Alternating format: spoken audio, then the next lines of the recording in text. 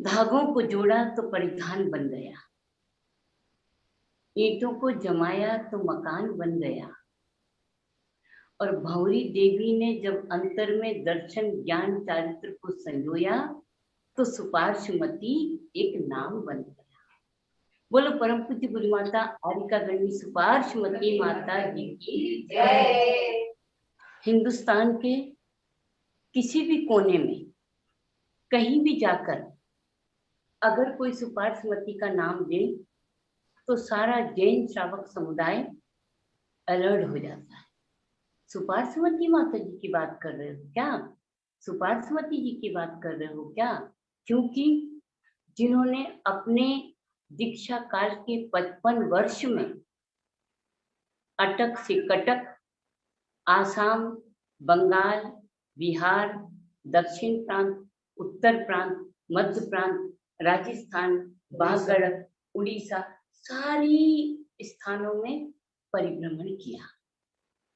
परिभ्रमण किया नहीं, धर्म की एक अलख जगाई। लोग सब कहते हैं वो ज्ञानवान थी, वो सरस्वती की ज्ञान नहीं। मैं तो ये कहूंगी कि वो सम्यक दर्शन, सम्यक ज्ञान, सम्यक चारित्र की त्रिवेणी थी, त्रिवेणी गंगा थी। आपने उनके साहित्य को देखकर उनके ज्ञान की परिकल्पना तो कर ली, लेकिन उनकी श्रद्धा गुण की कभी परिकल्पना करी क्या? कभी सुना क्या?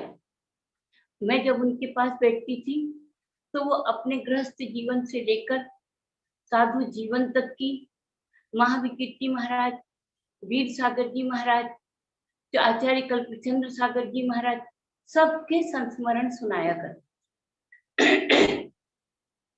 उनका श्रद्धा गुण अपने गुरु के सानिध्य के कारण दृढ़ बन गया।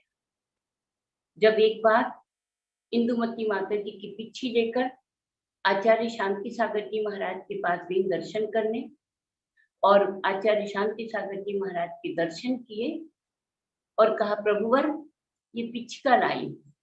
कहाँ से लाई हो भाई? समेत शिखर से लाई। समेत शिखर में कौन है? इंदुमती जी। अच्छा, चंद्रसागर की शिष्या इंदुमती है क्या? उसने भेजी है। इंदुमती की नहीं, समेत शिखर से ये जो पिच्छिका तुम लाई हो, इस पिच्छिका में समेत शिखर की वर्गणाएं आई, और समेत शिखर की वर्गणाएं जिस पिच्छिका में आई हैं, सिद्ध क्षेत्र की, मेरी इस समाधि के समय बहुत बड़ी मेरी उपकारक बनेगी। लाओ इस पिच्छी को मेरे सिरहाने टांग। जब भंवरी बाई ने ये देखा, अरे महाराज को कितनी श्रद्धा, कितना विश्वास, समेत शिखर की वर्गणाएं पिच्छी में आ गई और हम पागल बने, समेत शिखर में रहकर भी समेत शिखर के महत्व को नहीं जान सकते। उस समय माता जी ने आचार्य शांति सागर जी महाराज से एक ही बात से पूछी, कहने लगी, महाराज जी कहाँ, मैं माता जी के पास रहती हूँ? जी हाँ। क्या पढ़ती हो? महाराज जी पढ़ती तो सब कुछ हूँ, लेकिन मुझे याद नहीं होता। भंवरी बाई ने कहा, महाराज जी ने कहा, आचार्य शांति सागर महाराज ने, बेटा तुम्हारी शादी हुई है? जी महाराज। एक बात बताओ, अगर सासू तुम्हें कोई दो बात कहे, उस बात को तुम कितनी बार याद करती हो? तो इन्होंने कहा, हाँ महाराज जी बहुत बार। क्यों करती हो? सासू ने ये बात कही, सासू ने ये बात कही, उसका रिवीजन बार बार करती हो तो तुम्हारे हृदय पटल पर वो सासू की बातें कितने वर्षों तक अंकित हो जाती है।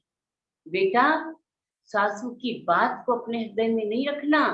अपन जो शास्त्र पढ़े, उस शास्त्र की बात को बार बार याद करोगे तो फिर तुम कभी नहीं भूलोगे और तुम्हारी स्मृति पटल पर वह अंकित हो जाए। गुरु के वचन मिले, गुरु का आशीर्वाद मिला, और वही आचार्य शांति सागर जी महाराज के आशीर्वाद का प्रतिफल कि आज ये ज्ञान की शिरोमणि सरस्वती साधिका बन गई। बस उस दिन से उन्होंने संकल्प कर लिया, गृहस्थ की नहीं, मुझे तो सिद्धांत की बातों का अनुगमन करना है, अनुपालन करना है, और अपने जीवन में एक एक बात को अपने जीवन में उतार कर अंकित कर देना। ये श्रद्धा।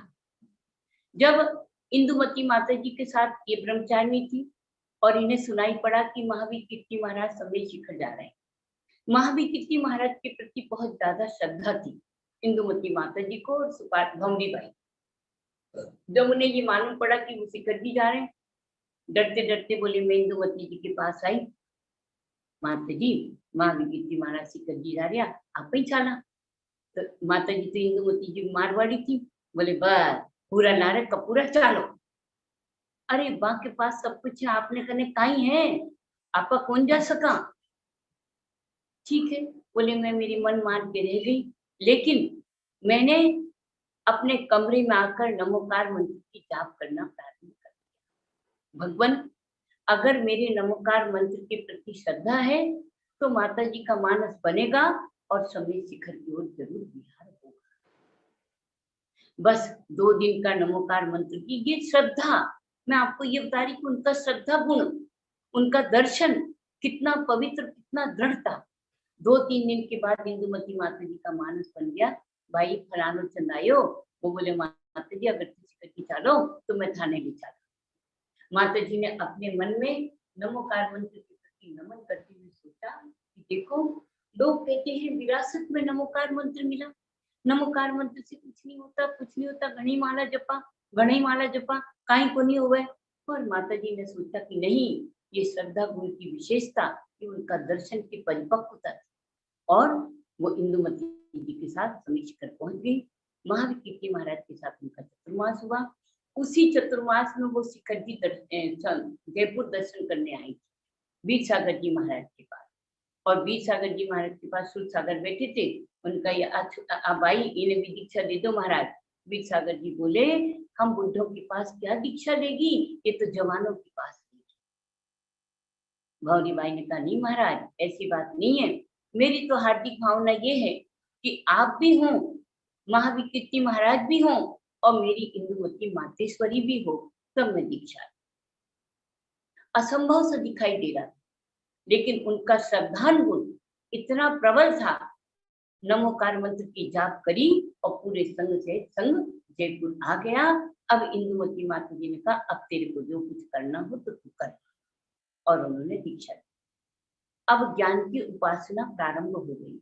यद्यपि ब्रह्मचारिणी की अवस्था में भी इतना ज्ञान नहीं था उनको।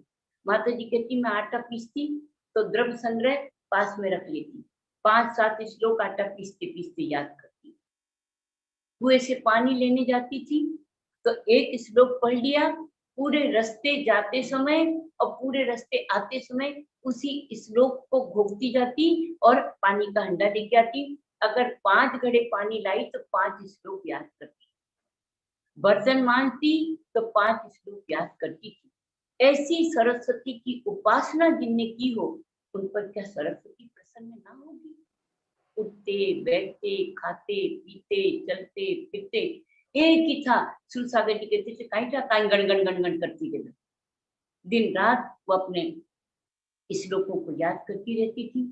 श्रद्धान गुण में उन्होंने गृहस्थ जीवन में अपनी कितनी आपत्तियों को मिटाया और साधु बनने के बाद अपनी आपत्तियां मिटाई और जन सामान्य की आपत्तियां अगर उन्होंने मिटाई तो एक नमोकार मंत्र के बल।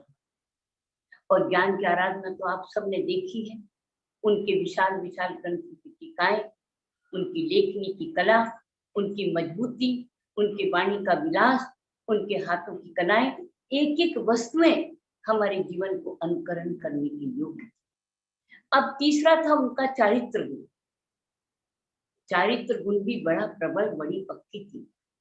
आज थोड़ी सी बीमारी कुछ होती है, ब्रह्मचारियां ब्रह्मचारी कोई डॉक्टर की दवाइयां ले लेते हैं, कोई किसी प्रकार का वो ले लेते हैं, कोई खाना पीना बदलने लगते हैं, कोई 4 बार खाने 5 बार, लेकिन वो कहती नहीं बेटा, संयम की साधना करने का भाव और बुद्धि बार बार नहीं मिलती। मनुष्य जन्म तो फिर भी मिल जाएगा, क्या जाने फिर मिल सकता है, लेकिन इस मनुष्य जन्म में संयम धारण करने की जो बुद्धि अपन को मिली है, ये बुद्धि फिर मिलेगी या ना मिलेगी। इसलिए अपनी बुद्धि को कभी दूषित मत करना। दूसरों को देखकर उसने दवाई खा ली, उसने खा ली, मरना तो है, सबको जाना है। अगर आयु होगी तो छोटी सी औषधि भी लग जाएगी और आयु के नीचे अगर फिर जाएंगे तो बड़ी बड़े डॉक्टरों की दवाइयां इंजेक्शन कुछ भी कर लो, हम जीवित नहीं। अपने चारित्र गुण को मजबूत रखना, अपने चारित्र को प्रबल रखना।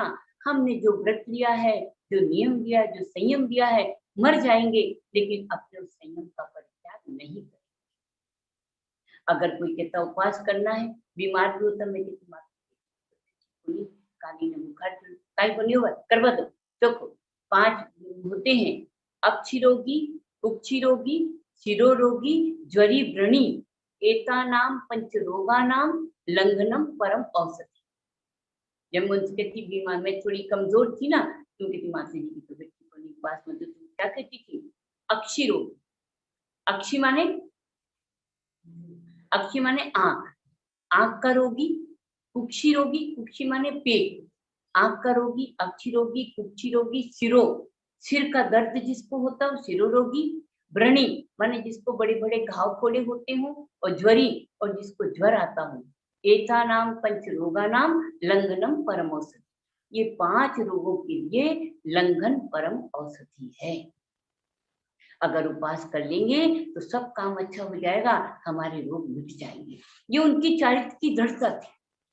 और उनमें एक ये ज्ञान तो था, आयुर्वेदिक का ज्ञान भी था। क्यों? महावीर कीर्ति महाराज के साथ रहे। कहते थे महावीर कीर्ति महाराज विहार करते थे, तो रास्ते में कोई भी औषधि मिलती, पेड़ पौधे रहते थे, तो कहते देखो ये पौधा ज्वर के काम आता है, ये पौधा शुगर रोग के काम आता है, ये पौधा उदर रोग को मिटाता है, ये पौधा हमारे घावों को मिटा देगा, ये पौधा पेट दर्द में ठीक होता था। ऐसे करके एक एक औषधि के गुणों को बताते थे, और इसी का परिणाम था। मैं कभी चिंतन करती हूँ तो विचार करती हूँ कि जिस समय भंवरी बाई ने दीक्षा ली, दोनों परंपरा के आचार्य, ध्यान से सुन लेना, जिस समय भंवरी बाई ने दीक्षा ली, दोनों परंपरा के आचार्य, आचार्य वीर सागर जी और आचार्य महावीर। जब उन्होंने दीक्षा ली, वीर सागर जी महाराज ने संस्कार किए और महावीर कीर्ति महाराज ने मंत्रों का उच्चारण किया। जब वीर और महावीर 2 मिले तो सुपार्श्वती अति वीर बन गई। वीर महावीर 2 के संस्कार मिले तो सुपार्श्वती अति वीर बन गई, एक वीरांगना नारी की तरह। और ये जब वीर सागर जी महाराज की समाधि हो गई, एक यही प्रथम संघ था कि आर्यिकाओं ने प्रथम विहार किया पूरे हिंदुस्तान में। एकमात्र आर्यिका संघ 2-3 आर्यिकाओं ने अपना प्रथम अलग पृथक विहार किया, स्वतंत्र विहार किया। किसी के आश्रित नहीं, कोई महाराज के नीचे या किसी के नहीं, स्वतंत्र विहार करके और धर्म की ध्वजा फहरा के धर्म का डंका बजाया। तो वीर और महावीर 2 मिले जब उनकी दीक्षा हुई। और मेरी जब दीक्षा हुई, जब मेरी दीक्षा हो रही थी, तो उस समय भी सुपार्श्वती शांति सागर की परंपरा की और योगेंद्र सागर जी महावीर कीर्ति महाराज की परंपरा के मेरी दीक्षा में उपस्थित थे। ये 2 संघ का मिलन फिर हो गया। महावीर कीर्ति महाराज की परंपरा के योगेंद्र सागर और हमारी सुपार्श्वती ने संस्कार दिए और योगेंद्र सागर जी ने मंत्र दिए। ये हुआ। और जब आर्यिका गणनी सुपार्श्वती माता जी की समाधि का समय आया, तो सबसे पहले श्यादवती माता जी पहुंच गई। किसकी थी वो? महावीर कीर्ति महाराज की परंपरा। सबसे पहले श्यादवती माता जी आ गई और उसके बाद आचार्य चैत्र सागर जी महाराज आ गए। हमारी महावीर कीर्ति महाराज की परंपरा के चैत्र सागर जी और श्यादवती माता जी आ गए। और उसके बाद अंत समय में शांति सागर जी परंपरा के अनेकांत सागर। कैसा संयोग कि दोनों की परंपरा में जब आर्यिका माता जी ने दीक्षा ली, तो उनके समाधि के समय भी दोनों परंपराओं के आचार्य संघ के आचार्य थे, गुरुवर थे, क्षुल्लक थे, बेलक थे। ये तुम्हारे ये विराट सागर महाराज का संघ में आ गया था, उनके 5 क्षुल्लक में उन माता जी की समाधि के समय में थे। तो मैं देखती हूँ कैसा अपूर्व संगम। लोग कहते हैं वो उस पंथ के हैं, वो संत के हैं, उसके हैं, लेकिन मैंने देखा कि माता जी के जीवन में ना पंथवाद था, ना संतवाद था। माता जी के जीवन में निर्ग्रंथवाद था। और इसी के कारण कोई किसी संत के साथ उनका किसी प्रकार का वैमनस्य नहीं था, किसी संत के शिष्यों के प्रति किसी प्रकार का दुराव नहीं था। जिस समय मेरी दीक्षा हुई थी जयपुर में, उस समय माता जी कहने लगे, देखो प्रमीला तुम्हारा पुण्य है। मैंने कहा माता जी मेरा पुण्य नहीं, ये तो आपका आशीर्वाद। बोले देखो आज इस मंच पे आचार्य विमल सागर जी के भक्त, आचार्य विद्यासागर जी के भक्त, आचार्य विद्यानंद जी के भक्त, आचार्य कुंत सागर जी के भक्त, आचार्य विमल सागर जी के भक्त, आचार्य दर्शन सागर जी के भक्त, कोई ऐसा संग नहीं था कि जिसके भक्त इस दीक्षा में ना आए। तो मैं तो एक बात कहूं कि ज्ञानी गुरु के पास रहना और रहकर अगर मूर्ख बन के रहो, कोई अफसोस मत करना। ज्ञानी गुरु के निकट मूर्ख बनकर भी रहना कोई अफसोस नहीं, क्योंकि उनकी ज्ञान की वर्गणाएं हमें ज्ञान दें या ना दें, लेकिन हमें ऐसी शक्ति प्रदान करती हैं कि हमारे द्वारा माता जी कहती थी, बेटा प्रभावना के चक्कर में मत रहना। प्रभावना हो या ना हो, लेकिन एक बात का ध्यान रखना कि अपने आचरण से, अपने क्रियाकलापों से, अपनी चर्या से आप प्रभावना ना। बस इसका ध्यान रखना और इसके ध्यान के साथ अपनी क्रियाकलापों को देखते जाना। जहां पर कभी सुशील जी वैद्य जी आते थे और माता जी से कहती, माता जी गौरवमती जी आपकी इतनी सेवा कर रही हैं, आपका इतना समर्पण भाव से वो करी, गौरवमती जी के लिए कुछ करके जाना। हाँ करसू, हाँ करसू, क्योंकि कुएं के पानी की समस्याएं आगे आगे बड़ी वृद्धिंगत हो रही हैं। तो वैद्य साहब भी कहते थे, माता जी कुएं का पानी का विकल्प। तो मेरे से कहती, जब सब चली जाती, देखो गौरवमती जहाँ कुएं की पानी की सुविधा हो वहीं रहना, वहीं जाना। एक जगह अगर 12 वर्ष भी अपन को रहना पड़े तो आरिकाओं के लिए कोई विधान नहीं है विहार करने का। एक जगह 12 वर्ष रहना पड़े तो रहना, लेकिन अपने संयम की साधना में किसी प्रकार की शिथिलता मत लाना। कोई पानी का विकल्प मत करना, जहां पानी मिले वहीं रहकर साधना करना। प्रभाव ना हो ना हो, तुम्हारी लोग जय जयकार करें ना करें, लेकिन अपने संयम का ध्यान रखना। हम तो गुरु के उन वचनों को याद करते हैं, कितनी बातें कहूं, क्या क्या कहूं, हृदय भरा है, लेकिन बोलने का समय कहाँ, कहने का समय कहाँ। कभी कभी लोग बैठते हैं, आते हैं, उनकी चर्चा चल पड़ती है। एक एक बात आचार्य वीर सागर जी महाराज की, आचार्य महर्षि महाराज के संस्मरण कितने वो सुनाया करती थी, कितने कहा करती थी। वीर सागर जी महाराज तो उनसे ज्यादा उपास नहीं होते थे, वो कहती थी भैया मैं तो रोटी राम। और चंद्र सागर महाराज उपास करने में, तपस्या करने में पक्की थी, तो कहती थी भैया वो बड़ा तपस्वी है, शांति सागर का प्रिय शिष्य है, लेकिन मैं तो रोटी राम, मेरे से ज्यादा उपास नहीं होती। और गुरु के निकट, क्योंकि उस युग में उन्होंने जन्म लिया। मैं तो ये कहती हूँ कि कहते ना, ठीक बात है, अब ऐसी आरिका मिलनी दुर्लभ है। हमारी ज्ञानमती माता जी दिन रात लगी रहती है, खाली पढ़ना लिखना पढ़ाना। क्यों? उन्होंने अपने जीवन में न कभी न्यूज़पेपर देखा, न कभी टीवी देखी, न कभी मोबाइल देखा, न कभी लैपटॉप देखा, न कभी टेबलेट देखा, न कभी उन्होंने इस प्रकार के बाहर के प्रोपोगंडे देखे। उन्होंने तो अपने जीवन में एक ही साधना करी, बस जिनवाणी की आराधना करना, जिनवाणी का स्वाध्याय करना, पढ़ना पढ़ाना। कोई श्रावक आ गए तो विधान करवा देना, विधान के माध्यम से भी स्वाध्याय हुआ करता है। इसलिए सुपार्थमती माता जी कोई विधान कराते थे, पूरे समय बैठी रहती थी और जयमाला पढ़ती, जयमाला देखती, अष्टक देखती, कहती थी ये भी एक प्रकार की स्वाध्याय है। उनके जीवन से हमने देखा कि वो सम्यक दर्शन, सम्यक ज्ञान, सम्यक त्याग, तीनों की त्रिवेणी निर्मल गंगा थी। और जिसका मन निर्मल होता है, जिसके वचन सिद्धि अपने आप होती है, जिसका मन पवित्र होता है, जिसके मन में राग द्वेष नहीं होता, छल कपट नहीं होता, उनकी वाणी में अपने आप सिद्धियां आ जाया करती हैं। और उनके पीछे तो बहुत बड़े बड़े गुरु का स्नेह था, देवताओं का आशीर्वाद था, अपनी गुरु माता का सहचरता था, अपने पिता का एक बहुत बड़ी प्रेरणा थी। जहां पर 4-4, 5-5 सहयोगी मिल जाएं, उसके ज्ञान, दर्शन और चारित्र की वृद्धि अवश्य होगी। मैं अपनी गुरु माता के चरणों में बारंबार नमस्कार करती हुई एक ही प्रार्थना करती हूँ कि माता आपने जो पीछे का कमल दिया है, इसकी रक्षा करते हुए बस अंतिम समाहि मरणम, समाधि पूर्वक मरण और अपनी चर्या का पालन इसी तरह करती रहूं। इसी के साथ आपके चरणों में त्रिकाल वंदामी वंदामी वंदामी करते हुए कोटि कोटि श्रद्धा सुमन अर्पित करती हूँ। कोटि कोटि श्रद्धा सुमन के साथ बार बार वंदन।